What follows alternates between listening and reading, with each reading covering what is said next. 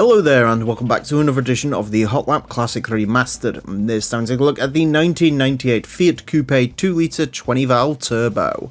This is the final car from West City, which means it is the final import car to be in this series. Everything from here on out is from East City and is Japanese. And if you asked me at the start of this series if the last car from any city other than East City was going to be a Fiat Coupe, I wouldn't have believed you. But here we are, it is the Fiat Coupe, and I'm not too sad about that because I love the Fiat Coupe. It is a fantastic looking thing, easily the best car Chris Bangle ever designed and ever would design.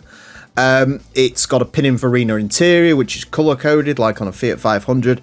It is a delightful vehicle. I love these. I honestly considered buying one at one point, and then I found out you had to take the engine out to do the cam belt, and that kind of got put on the back burner.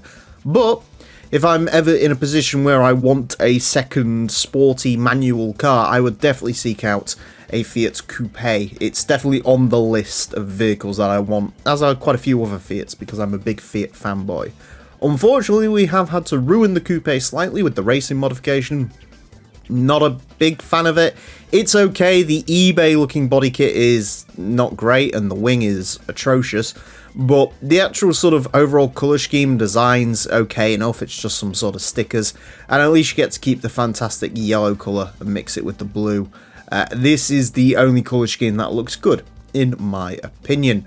This car should also be pretty quick. As a front wheel drive vehicle, it is definitely up there in terms of power, so yeah, I'm expecting this to get into the under 30 club. Whether it does much better than that, I'm not sure. And the closest rival to this car would be the Alfa Romeo GTVs, and they did very well, 29.9, so if this can get somewhere around there, I'd say we're pretty good. But this of course does have the added advantage of the turbocharger. Front engine, front wheel drive, 397 horsepower, 1,118 kilograms. I also should mention I'm not a fan of the 4-spoke wheels. I know they're iconic, but no. Anyways, to find out how quick the Fiat Coupe 2-litre 20-valve turbo is, it is going to get 6 laps of the Motorsports Land track in order to set the best time it possibly can. Our current leader is the Suzuki Escudo Pikes Peak version. That car set a time of 25.696, and this car is, well, it's not beating that, is it? In terms of where this is going to go, the Alfa Romeo GTV, as mentioned, 29.9s. Wow. Straight away, first lap, 29.9, straight away. Okay, cool. Yeah.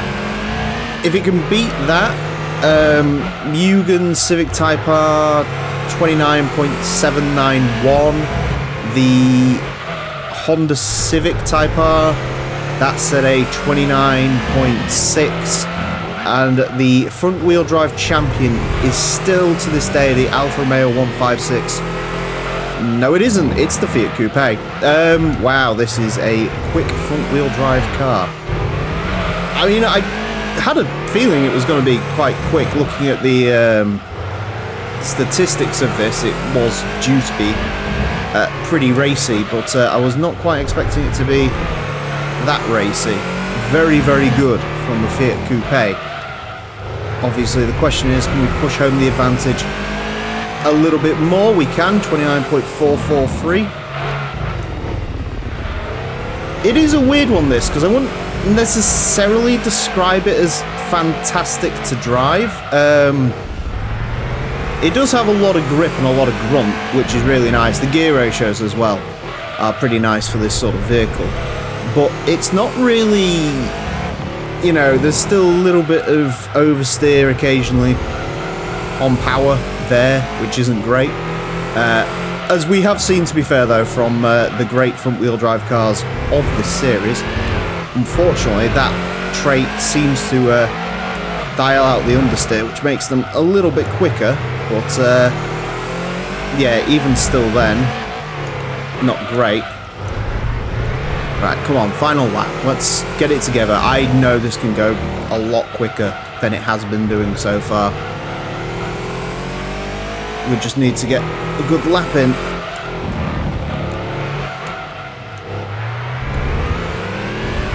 wasn't fantastic out of there, but that was a lot better. It's all about just being as tight as possible through these corners to maximise your speed everywhere you go in this. That is definitely the one thing that rings true in this car. To the line, 29.219. Gauntlet set. I am amazed. You know, the Alfa Romeo 156, when that came round, admittedly was a step change. That was 0.4 quicker than any front-wheel drive car that we'd had prior to it. And this has just moved the game entirely. One of the final front-wheel drive cars to go around this course, and it just decimates everything in its path. That was fantastic. Could have gone a little bit quicker. I definitely think there's a 29.1 sneaking in there a little bit. You know, it was phenomenal. Absolutely phenomenal. Yeah, definitely. Sector 2, I'm trying to sort of tell that up in my head.